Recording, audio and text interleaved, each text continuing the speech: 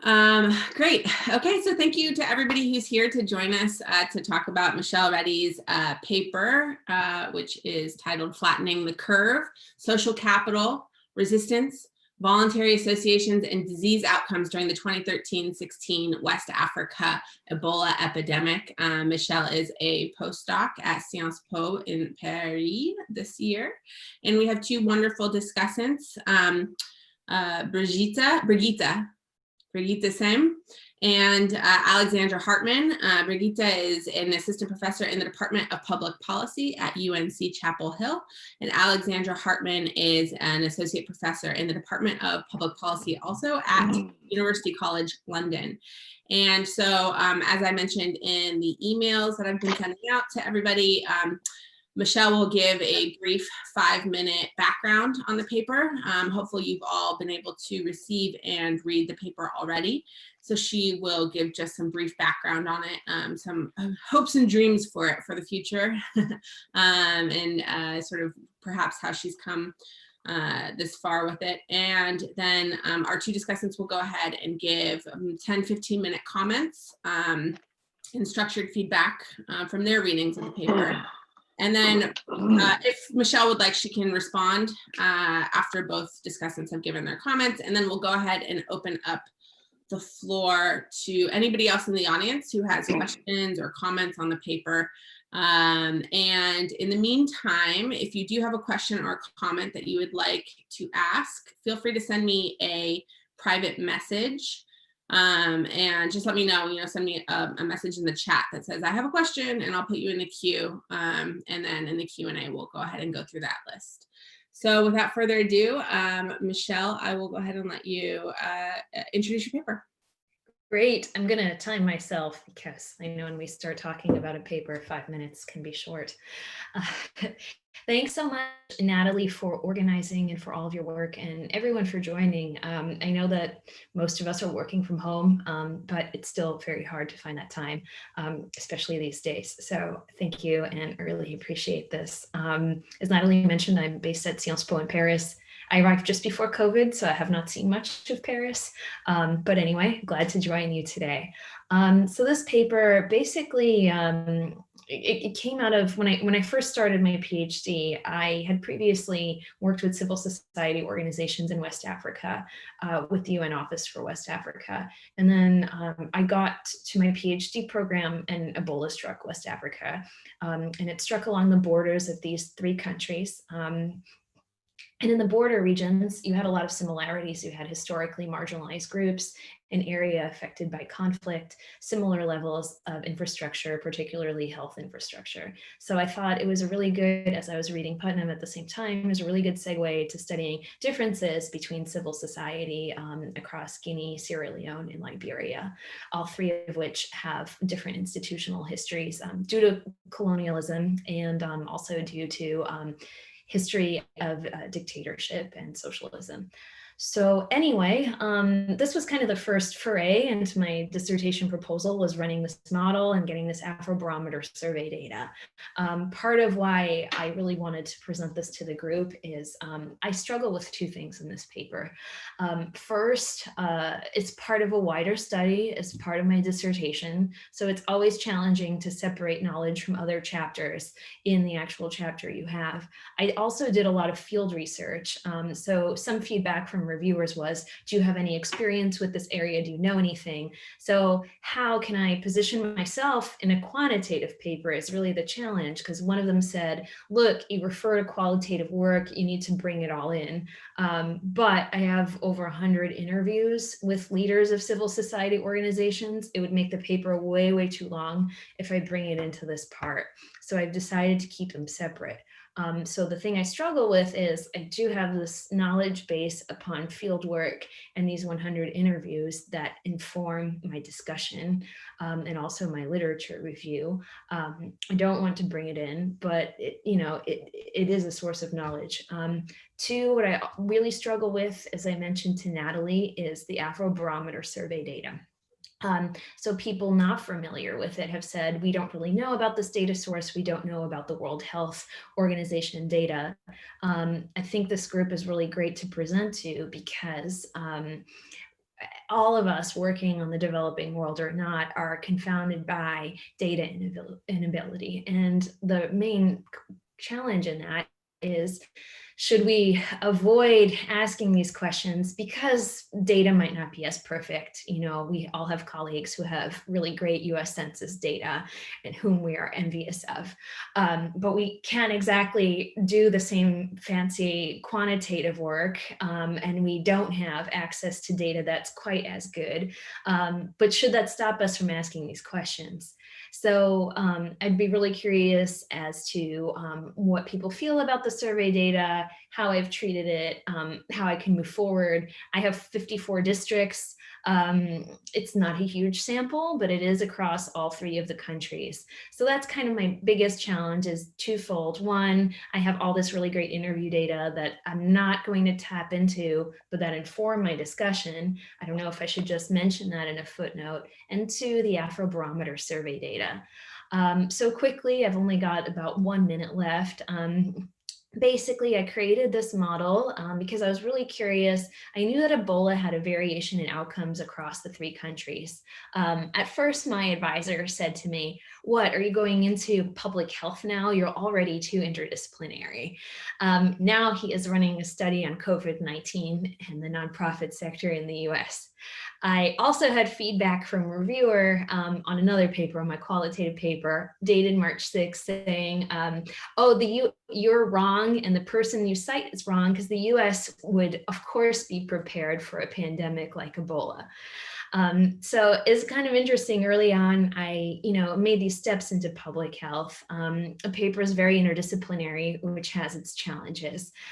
So basically, I created my own data set based on Afrobarometer's survey data, looking at variables related to social capital, namely voluntary association participation, and Ebola outcomes in terms of duration and mortality rates across 54 districts in Sierra Leone, Liberia, and Guinea.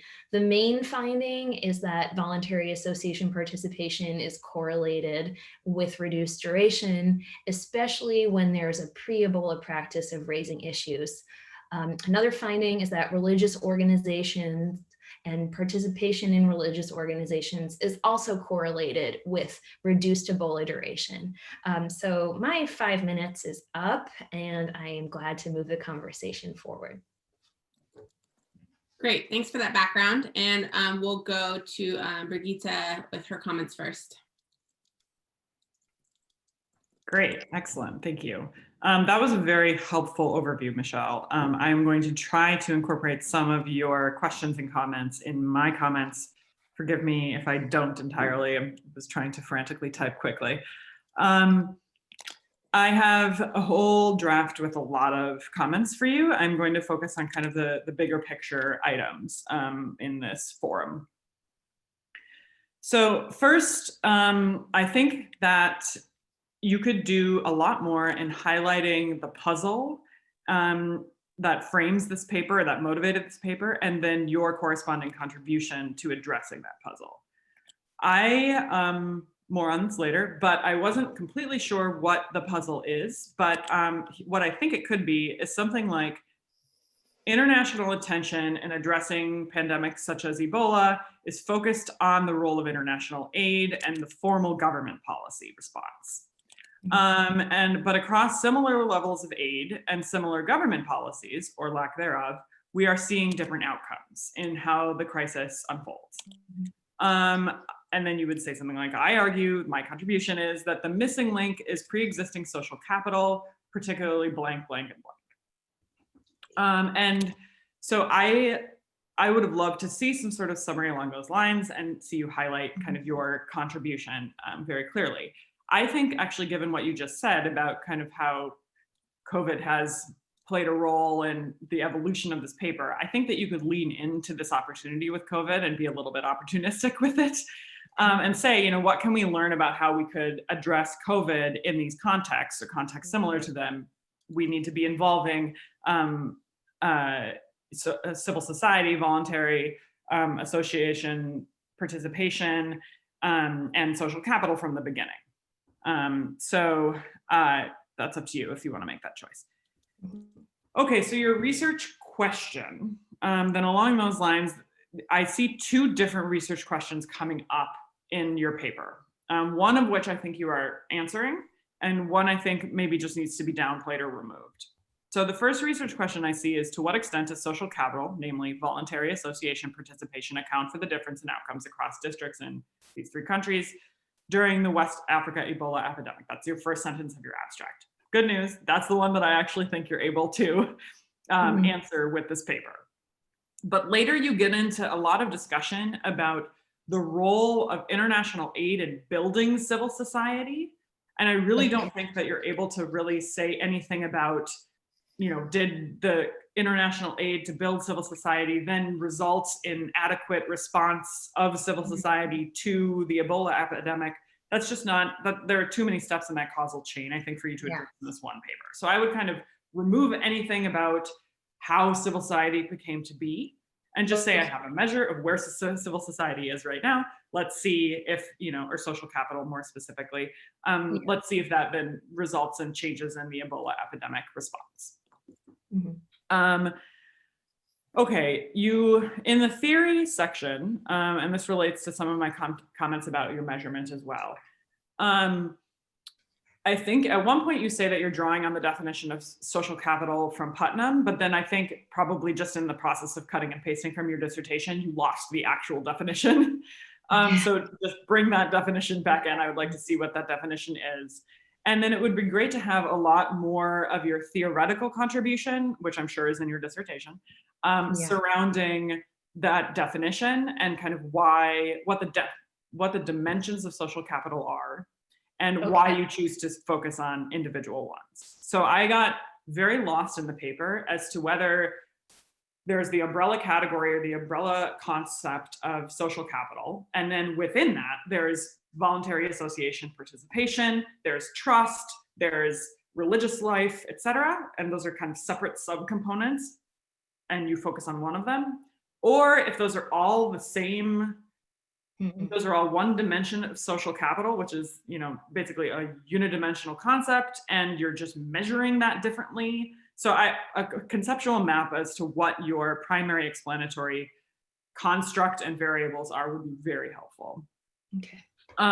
You say repeatedly you focus on voluntary association participation. Maybe that's true from a theoretical perspective, but it does not seem true from a methodological perspective.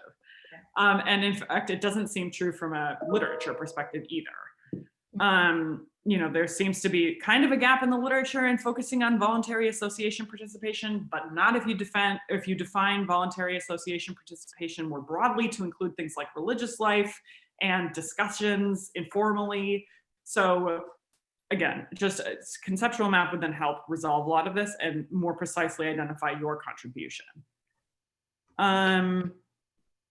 Okay, so then related to that, there's a section missing where you talk about why you measure your outcome variables the way you do. There's a lot of confusion throughout the paper about, whether it's the quote unquote Ebola response, or more precisely, it is mortality due to Ebola. It is the duration of Ebola. Those are, again, obviously related to this overall category of Ebola response, but you also highlight throughout the paper a lot of other dimensions of Ebola response, like governance and, the frequency of, I don't remember what it was exactly, but some sort of basically frequency of the response activity that comes up in your literature review. And so I just need to know, why did you choose to focus on mortality and duration? And that needs to be theoretically motivated, especially since mortality turns out not to be affected by social capital. There probably are good reasons to think social capital would affect mortality, but you need to lay those out so that then when it turns out it doesn't affect it, we can be like, oh, wow, that's really cool. And such a contribution to sort of refute this predominant theory in the literature. Your measure of voluntary association participation turns out to be dichotomous. And it's just before the Ebola pandemic, was there membership in a voluntary association or not? Right? Okay. So I think that that measure allows you to assess sort of the, what did I say here? Yeah, so I think that allows you to assess sort of the density of the social network or the fabric of associational life. So that's kind of the treatment or the variable you're able to capture with this measure that you have. But it doesn't really allow you to say anything about the role of voluntary associations in the response to the pandemic. Does that make sense? So I think it's important to think about, what can your variable actually tell you about, sort of what's the treatment that it's capturing, and then be very careful in your language. But you have this interview data, which I didn't know about, which is really exciting.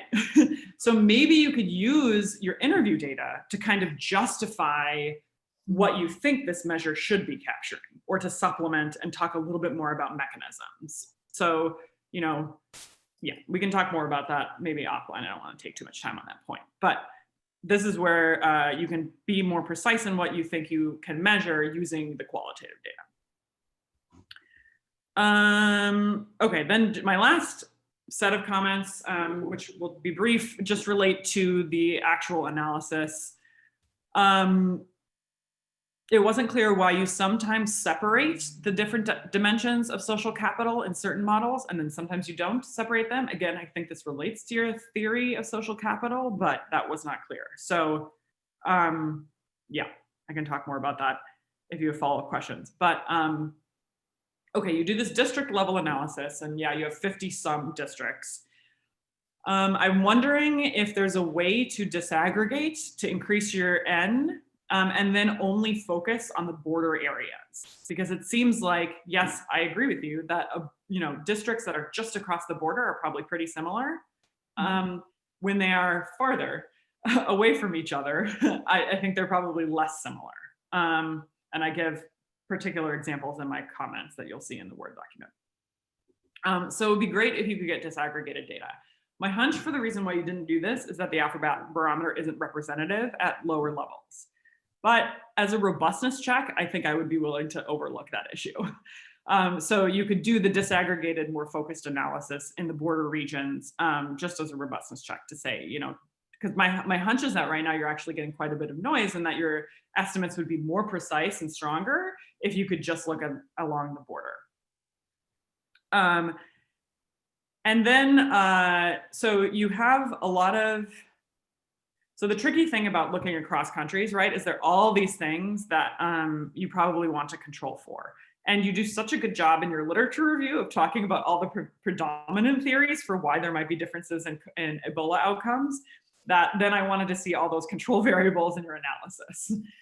So I highlight what control variables I think are missing in my more detailed comments, but that's just something to consider, is that, we sort of need to then resolve things like, is there just a difference in the international response across these countries? Is there a difference in political structures across these countries? So I don't know if you have district level or lower data on those items, but I think that would be good to rebuff or refute. And then my last comment is just, are you correcting your standard errors? Okay, that's it. Great, thank you for those wonderful and very detailed comments. And so we will just go ahead and jump straight to Alex and her beautiful bookshelf and hear what she has to say about the paper. It's not mine. I should just be totally upfront here. Can you guys hear me okay? Okay. Okay, super. So I just wanted to say thanks for the opportunity to do this because I have been a not particularly active member of this part of the African politics conference group, sort of like a fringe member, a sleeper member, a lurker. And so this marks my first live appearance, and I'm just really thankful for the opportunity and thankful for everyone who showed up today. That's really great. And it was really nice to read this paper. It was totally fascinating, very close to my heart. So yeah, just thank you so much for writing the paper and for the opportunity to talk about it. I also have a lot of comments, and some of them Brigitte has kind of alluded to or even said, maybe even specifically, but I haven't had time to kind of collate and figure out what I shouldn't say. So apologies if there's some duplication. I'm just going to go through them one by one. And then if I get to a point where it's very clear that I'm duplicating, I'll try not to duplicate, but apologies if I do, because those are some really great comments that were already given. Okay, so starting off like in the introduction, I found that the first sentence of the third paragraph on page 2 was a really nice summary, I think, of what you're trying to do in this paper. And so that's, pointing out that pre-Ebola social capital and civil society organization, how does that influence what happened during Ebola? So I really like that sentence. You can leave it where it is or maybe move it up, but that was really helpful to me as the reader. But a little bit later on in the introduction around page 3, you sort of narrowed down your focus on voluntary association membership. And so I found that helpful as well. So now I'm sort of in the middle paragraph in the middle of page 3. And so that might be that you, maybe as Brigitte also suggested, that you make it a little bit clearer the nature of the kind of associations that you're really going to be focusing on and their voluntary nature, and how that is sort of similar or dissimilar from previous work on civil society, which is a term which I think we've gotten a lot better at defining carefully and being thoughtful about, but can sometimes be a little unsatisfying in and of itself. Okay, so I think one thing that I'm going to echo in Brigitte's comments, but I will say it again, maybe because it just bears repeating, is that I would have liked to have known a little bit more what variation exactly we were trying to explain earlier on. And the tension I felt there was between the 3 countries and something about kind of the macro historical processes that drive how things are in these countries. And then also sort of inter-district participation in these associations, because I felt that both stories were kind of on display. It may be true that some of the R squared, the outcome of variation and participation in voluntary associations is explained by the macro historical processes, okay? Right. But it strikes me that in the way that the model is set up now, I believe with how you're clustering your errors, okay, if I'm understanding that, and maybe I'm wrong, you're not actually going to be capturing differences. So if you have a country fixed effect, effectively, like the variation that you're explaining is not going to be driven by any differences between these countries. So I think that is clear in the model, and I think in some moments in the paper that's clear, but I think it could be really clear up front that, especially as Brigitte suggested, maybe if you're going to focus on this border area where you're actually arguing that some of the macro historical things that you care about, like maybe linguistic group or certain cultural or traditional or whatever other kinds of practices are more constant, that would just help the reader know like what the counterfactual is. So I'm looking at a place where voluntary associations look like this. Right. Have taken this value of the X variable, and then I'm looking at other districts, doesn't really matter which country they're in, and I'm looking for that value of the X variable. And that is going to explain then the variation in Y, which is some kind of Ebola outcome. So I would like to see that, I think, before the end of the introduction. I think that would be very helpful to the reader. And I think you know the answer to that, and it's very clear for you, but maybe it wasn't just as clear for the reader, and maybe some of the way the paper was laid out. Okay.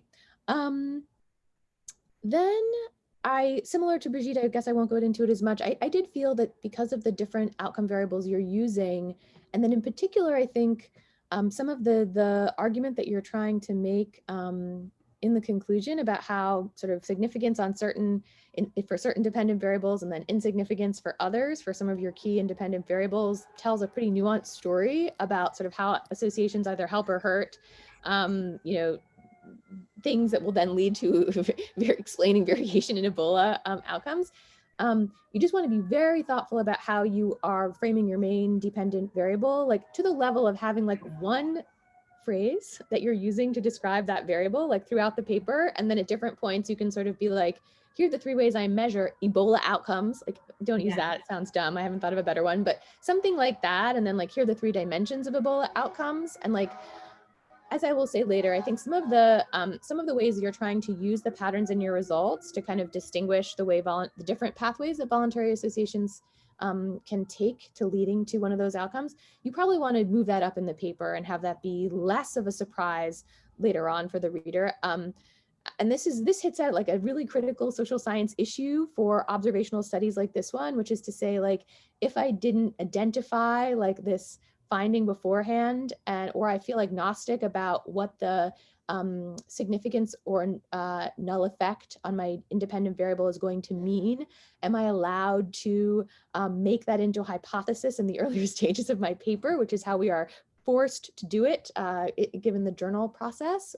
And so there's some tension here. I understand why you might want to kind of make this more international story, or a story about the ways that voluntary associations might have, not led to a better mortality outcome because they ignited resistance or whatever, which is sort of the story you're telling later on. But I think it was hard for me to know how to learn from that finding in the discussion section when this dependent variable issue wasn't spelled out for me much more clearly earlier on in the paper. So I don't know exactly what the solution is to that, because I think this is kind of a flaw in a lot of in the way that we present our research designs, and the way that and the tools that we have, frankly, to interpret null results, which are not very good tools, frankly. But so I don't offer a 100% solution, but I do think at the minimum, kind of defining that dependent variable would be useful. Okay. All right. A few smaller things, I guess, as we move into this sort of, I guess it's a theoretical section. I do think there's been some like newer experimental and kind of quasi-experimental work. So I wouldn't say that this is like totally understudied the way you do. I wouldn't make that strong claim. And I would take a look at some of the work. So Darren Christensen and et al. have work on Sierra Leone that, basically piggybacks on a big RCT, and they look at how variations in different areas affect Ebola outcomes. So there's that paper, which I think you probably want to take a look at. There's, Rob and Ben and Lily's work, right, which is all about how different relationships of community associations are going to affect trust in the government, which is then going to shape outcomes. And that's in Liberia and Monrovia for the most part. And then, of course, there's Imran Rasool and Oriana and all the development economists here in the UK who have also piggybacked to another RCT in Sierra Leone specifically. They're looking at sort of Ebola, the effect of Ebola on various outcomes for young women. I don't think any of these studies do what you're doing. So I don't think you should feel kind of threatened by them in any way. Although I also have that tendency, if I, see someone working in the same space, I'm like, oh no, I've been scooped. Not at all. But I do think it's a strong claim to say there hasn't been like good micro level work like in this area. And it might be true that some of the data they're using, which should be accessible, I think all of that work should be published. I think that Darren's paper is coming out in the QJE if it didn't already come out. So their data set should be there. Maybe you can like use their data, at least descriptively. It could be like a nice resource for you. Okay, I really loved your map graphic. I felt that was very compelling and really helped kind of locate us in the study. So I'm a huge fan of maps. Just wanted to comment on that. I thought it was really nicely done. I thought you could be like a little bit stronger in the section where you're talking about kind of health infrastructure and the real gaps in these countries. Like, I guess I'm not like, public health expert, but I feel like, these are really, really challenged public health systems. And so you were like, people have argued that these systems are challenged, and I would encourage you to up the language there. I don't think it's argument. I think these systems are really struggle, which is fine. Then I guess a very small comment in this section. I was a little bit, I didn't understand really about the focus on the Army as a particular institution. You kind of emphasize like trust in the Army in this section. I found that to be kind of a red herring, at least in the case of Liberia. Maybe more of a meaningful, trust in the Army may be more of a meaningful institution in Guinea, perhaps, where the Army like has not been disbanded. But in Liberia, like the Army is basically disbanded, and the only armed actor is a part of the police. At least this was true, at least, last time I was in Liberia. So, I don't know, that sort of stuck out a little bit to me. And I think those points like matter less, but I take you to be like, as you, have described, like a field expert in this area. And so you want to eliminate little things like that, which make someone like me or whoever your reviewer is like more suspicious of your claim that you like spend a lot of time in these countries. So that would be just one thing I would take out. Yeah, but by the same token, I guess I would also encourage you it's really like kind of a signaling comment, but I would maybe talk a little bit more about maybe some of the other cultural characteristics of the groups, of the Kisi, of the Loma, of the Pele, if you're including Pele speakers in this area. There's some really interesting history of these groups, of the Mandingo or Mandakan migration into this area. Now, this is sort of like my own pet interest, so you don't have to include this, but you could signal, I think, a little more like deep knowledge of some of the macro historical processes that make this area one that is quite similar. If you're going to kind of control for the countries and really just argue that it's local differences, that might be quite compelling and maybe even necessary for some kind of, I don't want to say identification strategy because that might be too strong, but for the empirical work you want to do. Okay, yeah, and I guess that's pretty much, I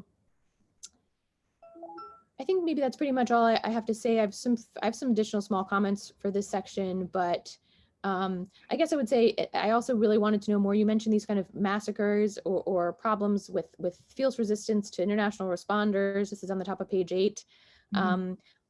I think this was another concept that I felt to me was a little bit underdefined in the paper, because you do talk about resistance to international health, and that then could directly contribute to mortality outcomes. But what this resistance actually was remained a little bit unclear to me. And I think there's been I think Paul Richards and maybe et al., at least in Sierra Leone, like wrote at least some kind of African affairs stuff about people being told they couldn't attend funerals and people traveling back for funerals, and how that was like a kind of a super spreader event in the context of Ebola. And so I think a little more fine-grained detail on like what resistance looked like people say refusing to comply with orders that they weren't allowed to attend funerals, or if they were very against health workers. You sort of say that over and over, but like a little more detail might be good. How am I doing for time? I'm like now realizing I don't know how much time I have left. I can't hear you. What? Sorry. A couple more minutes. Okay, I'll go a couple more minutes, then I can just send you the rest of the comments.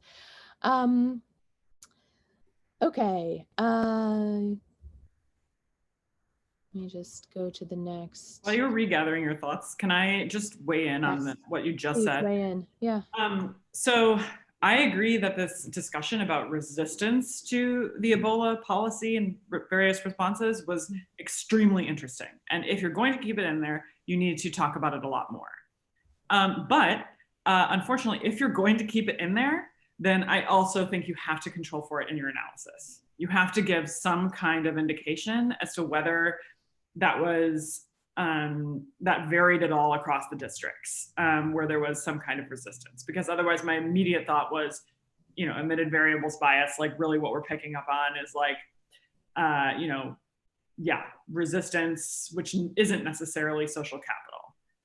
So just a comment that I thought that was actually maybe doing you a disservice to have all that discussion on the resistance. Okay, I'm gonna try to finish up. Thank you, Brigitte, for giving me that moment. I guess I would say that within the part of the paper that was focusing more on your quantitative data, I found in particular the discussion of collinearity really hard to parse.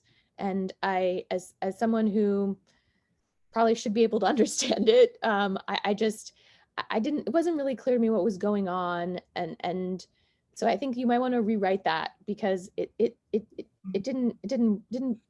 wasn't comforting. I think it was meant to be comforting that I should have confidence in your model after I read that, but in fact it sort of raised more questions for me about what you were doing, and so I don't think that's a good outcome for you.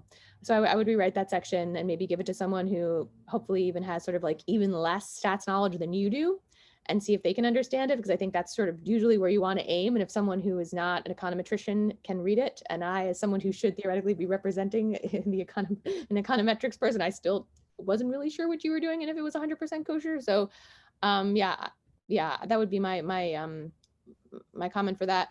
And then I think in the discussion section, I'll sort of conclude. I think I alluded to this before.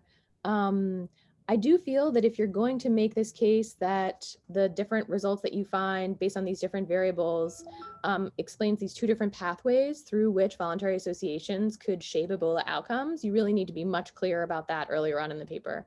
And maybe you don't want to focus as much on sort of how social resistance could be supported by voluntary associations, because that's a much harder claim to substantiate, maybe, although maybe it isn't. Maybe with your qualitative data, like that's the direction you want to go in. And I think it could be very nice to say, well, I looked at these different outcomes. I find that there is this finding for the duration of the epidemic. And I think that the voluntary associations like contribute to shaping duration in these ways. And I have evidence, like this strong correlational evidence of that, right? And you think your language around correlation was really nice. You were super even-handed. So I think that's great.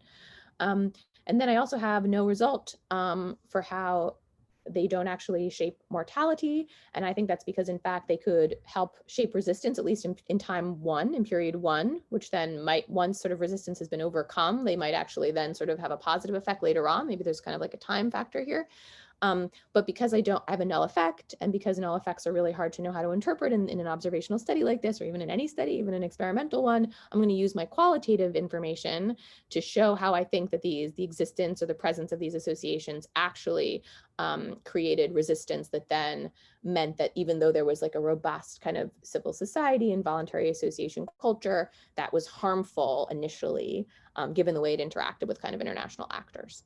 So yeah, that might be like a nice strategy to keep some of the arguments that you have in there, but to provide evidence that's a little more compelling for that second pathway. And I'll stop there.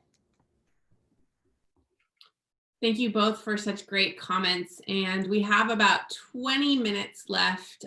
So we're going to open it up to the audience. Again, feel free to send me, we have a few people in the queue, but if you have questions or comments on the paper, send me a private message and I'll add you to the list of questions. And so we'll go ahead and start with Ruth Karlitz, who has a couple of comments.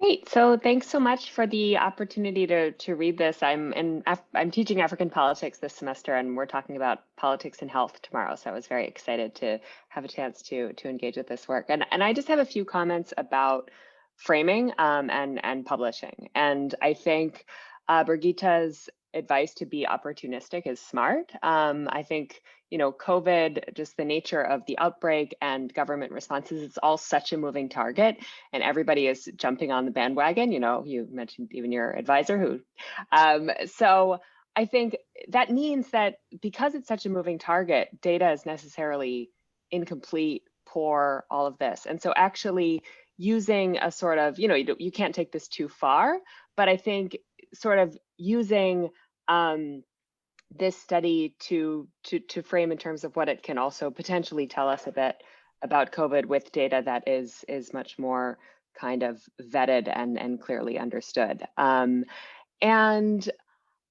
I think, you know, and just sort of one paper that I think this speaks to, and it's also sort of being strategic with your citations.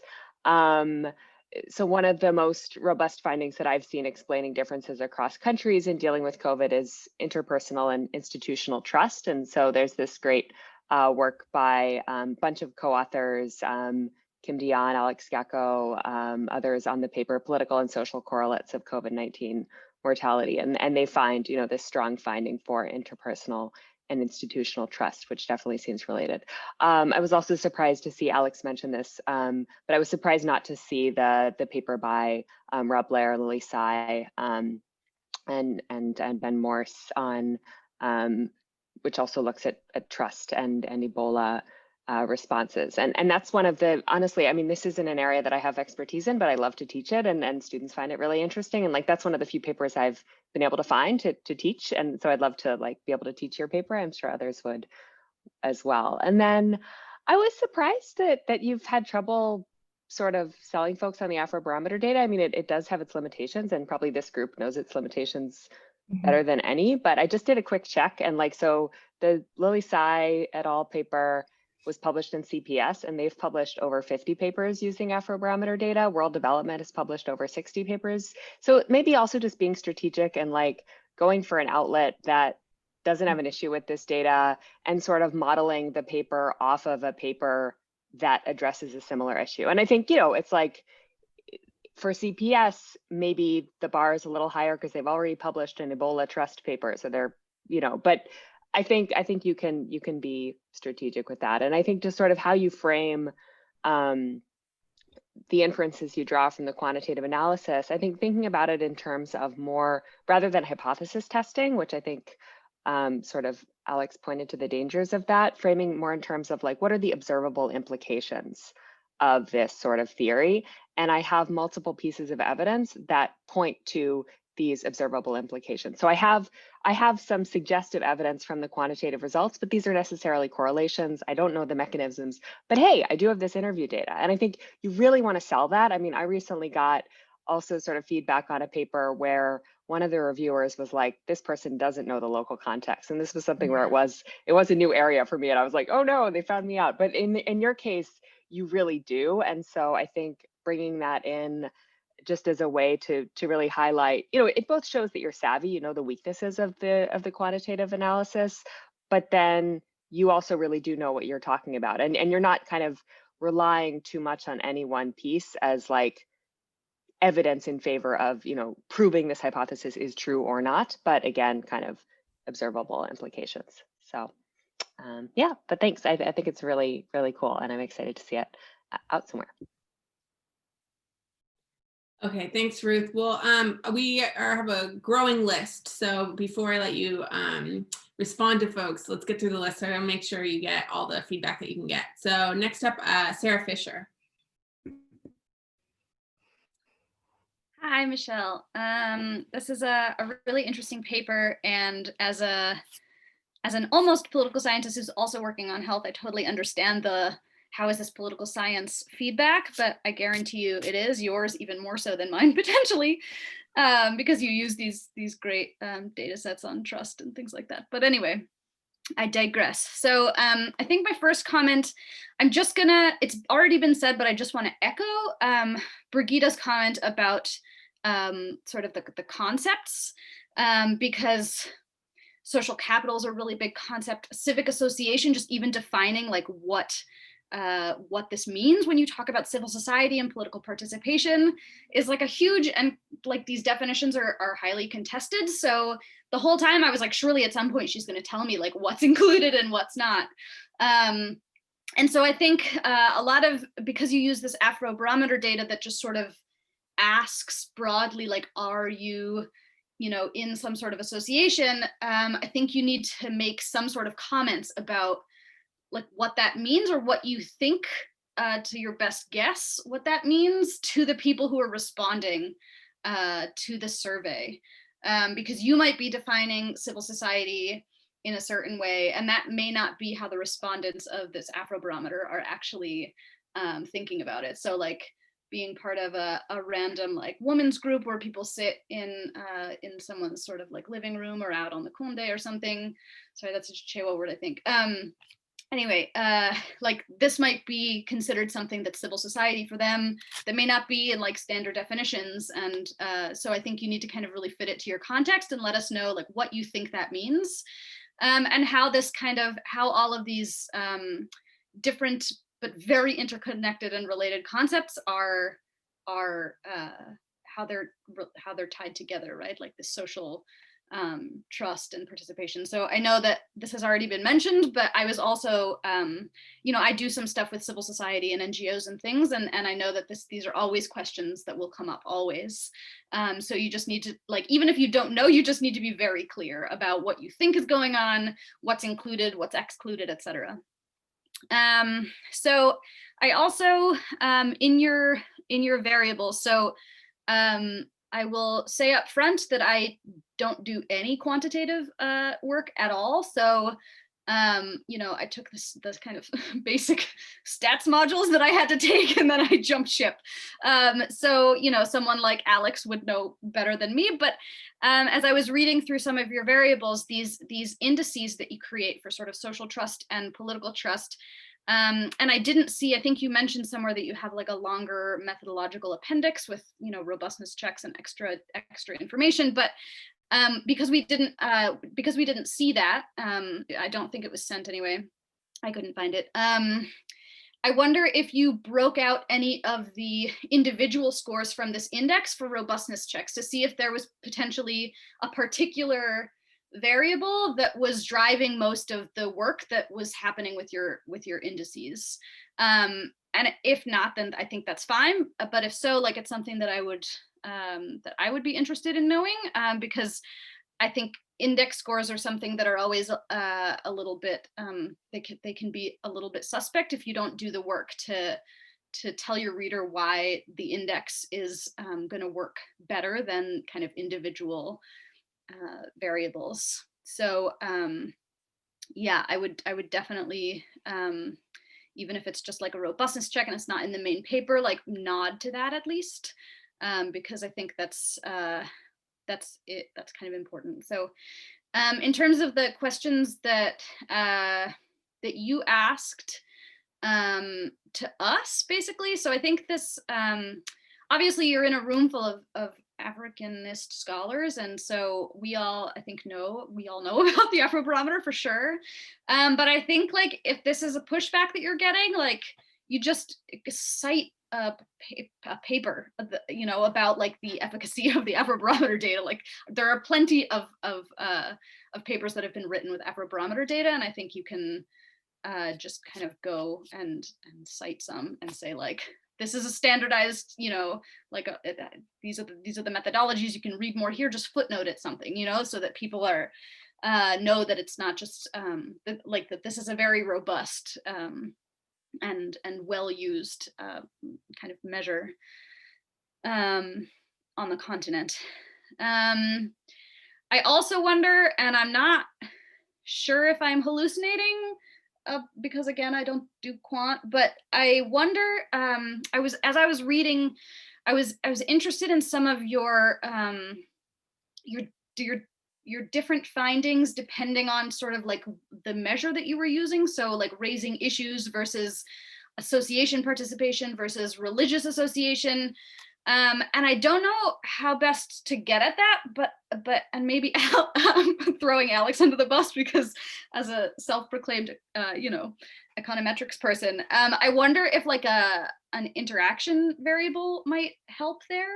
And just looking at, you know, if one of them, you know, if this raising issues becomes more significant in the presence or absence of one of these other things, or, you know, I don't fully remember how interaction variables work, quite honestly, but it seems to me like there could be something done there with those three variables in particular, because I think they do probably have a fair amount of overlap, and I think that there must be a way maybe to try to get at some of that. But Can I just jump in very quickly and say, yeah. can I just jump in? I did not mean to be like, oh no, Sarah, nice to meet you. You don't know what you're talking about. I think what I was trying to symbolize with my wordless gesturing there was just that the reason why you don't remember about how interactions work is because they can be quite difficult to interpret, and unless they're presented, I think, like in a very clear way, they can sort of create more confusion and be sort of less clarifying. And so I agree that maybe thinking about how those variables interact together or work together, like, could be a really useful exercise theoretically. But I think with data that has certain structural challenges, which is how I would describe the Afrobarometer data, which is not to say we can't learn a lot from it, but I think we should not, personally, like my personal preference would not be to lean too heavily on this data and force it to do a lot of complicated things, because I think you'll end up with challenges, some of which you've already sort of kind of outlined in the paper. So maybe thinking about those interaction terms conceptually as opposed to showing them in a super complex way might be a better. Thank you. Yeah, I think that makes sense. It was just something, yeah, that occurred to me with these, in particular with these three variables, sort of how they seem to be doing some work, and I'm not sure if it's the same work or if it's different work, but trying to tease that out in some way. And this might be also, you know, others have mentioned that you might draw a little bit on some of your qualitative data here to describe, you know, what you're seeing within these concepts in other ways than these data, right? This might be a way that you can draw this out separately. And then I think just finally, I think it's also something that Brigitte had mentioned at the beginning, but this conversation on kind of like the international organizations thing, I think it could be a really interesting paper, actually, but I don't think it's this paper. And as someone who studies that kind of stuff, I think that would be fascinating. But it doesn't seem like you really get at that, because as I was reading through kind of your discussion, I was like, but did you test for this? Like, it's not in any of your measures. So like, how can you make any comments about that? As something, and this might be something that you have from other parts of your dissertation that you like know this is happening, but in this paper it's not really in there. So I would say you either have to like lean in hard on that and like add metrics as kind of control variables or whatever, or just take it out and maybe write a second paper about that kind of relationship, which could also be really interesting.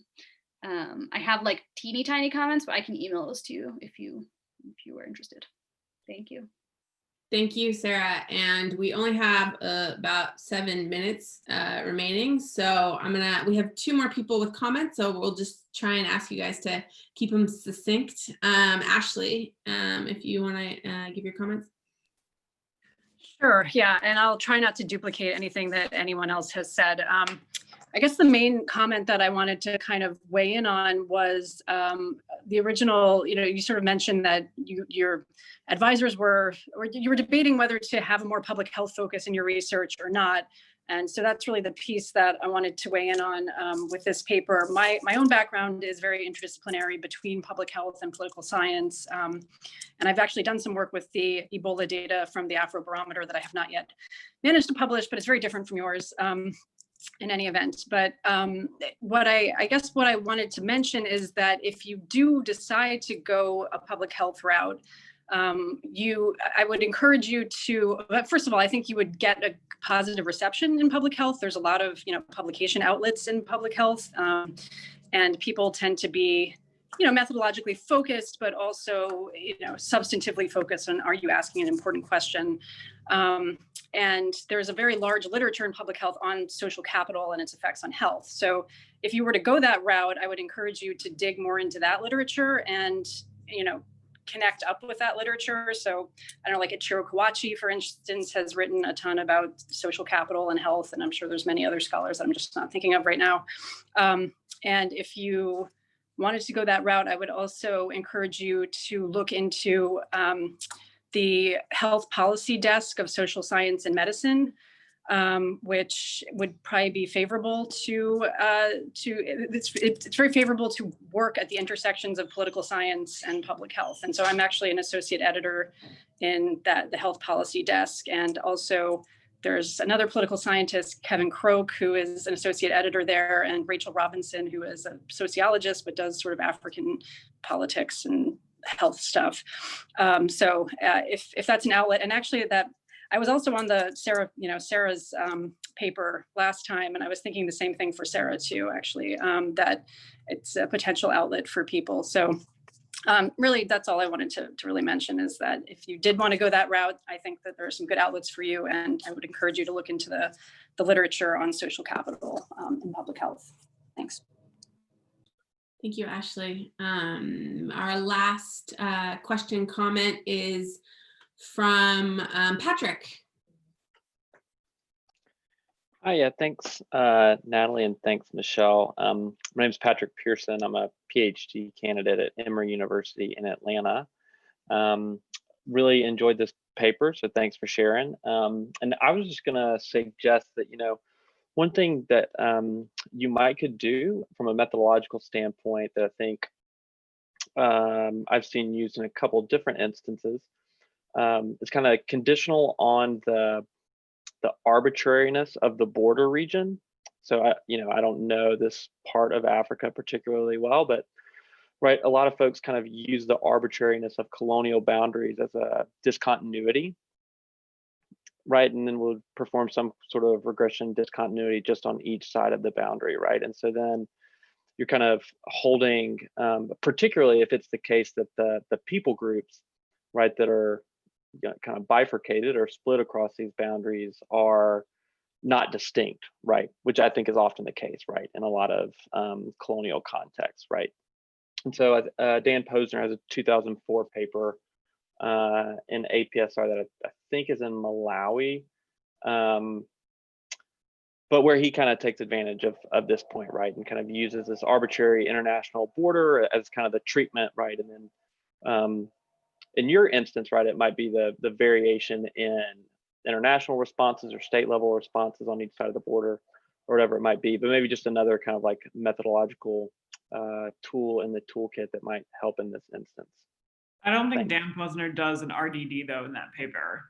He just does what you're claiming to do currently, which is use the border as kind of an interesting case construction mechanism. Right, everybody else? Yeah, but he also has, I forget, it's a co-authored piece talking about the use of colonial borders as arbitrary and the different ways that, like concerns that one might have to use colonial borders as an RDD specifically in Africa. And so that working, I can't remember the title, I can't remember the name of it or his co-author, but I think it's pretty well cited. So if you can find it and you want to follow sort of, if you have the data to support an RDD analysis and it's a road that you want to go to, I find it, it's a very helpful outline for thinking about pitfalls with the RDD analysis on these colonial borders. But a great comment. Patrick, did you have anything else to add? No, that was it. Thanks.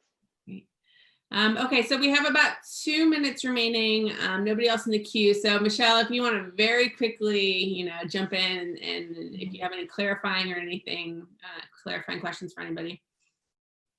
Yeah, so just a clarification point. So my challenge in bringing in the interview data is space.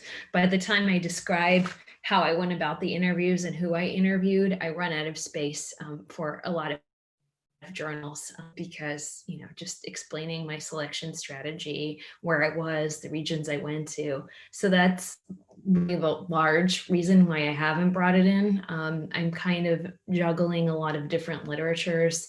So my reference section is quite long. So it's really space constraints. And I haven't figured out how to deal with that except not bringing in the qualitative data, which is what I've done. And I'm sorry about the data appendix. I think that would have answered some of the questions mentioned with regards to the interaction variables. I had similar feedback from an economist to what Alex mentioned about the challenges of using interactive variables. So that's why I did not include them in these measures. I think what I've gotten from this conversation, and it's also been something I've been struggling with, is first I start out with this macro comparison between the 3 countries, but maybe to lose that and that discussion of international cooperation, which I can bring into my other work. So that's the issue. And then with some of the other questions, I like the idea, and I did really focus in on the Mano River Union, which is the region uniting these three border areas. They have a similar culture. There's a lot by his name is escaping me right now. But there's an anthropologist who does quite a bit on this, who I've cited, and I cut that discussion, but maybe I should bring it back in.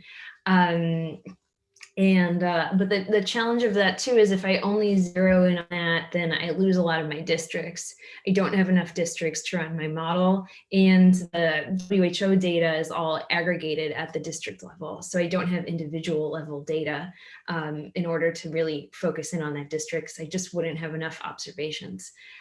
So that the challenge of the observations is also leads me to why my models look the way they do, because I only have 54 observations. So I can't run so many variables at once. And that's why I didn't really zero in on that border region. So these are just some challenges I have. I really like the comments. I wish I could find a way to work with the data better to integrate these comments. Nonetheless, I think lots of great comments outside of the border regions versus the qualitative data. And I really just want to thank you so much, Michelle, for sharing this paper, which was rich and insightful, and I think really interesting to read. And because it contributes to so many different literatures, I think it speaks to a lot of diverse interests in African politics and health. So thank you, Michelle. And thank you so much also to Brigitte and to Alex for sharing your comments. And Alex, so glad to bring you into the APCG fold. Glad to get you in here. And I am seeing here, I have comments for you. We've run out of time now, but I will email them to you. And people are asking for your email address, and I don't have it on me. Oh, should I put it in a chat? Yeah, if you want to go ahead and put it in the chat to everybody, then anybody else who has comments or feedback that they weren't able to share can go ahead and give that to you. But yes, thank you all so much. And thank you for our audience for joining us today too. Yeah, thank you all so much. You actually brought to attention some papers that I didn't realize existed, because I ran this model in 2017 and then went out and interviewed a lot of people. So I definitely have some reading up to do, and thank you. Great. You can also Google Michelle Reddy, Sciences Po, and get her email that way. Yeah, I have a website too. Brigitte, you had your hand up? Did you want to say something? Oh, no. Okay.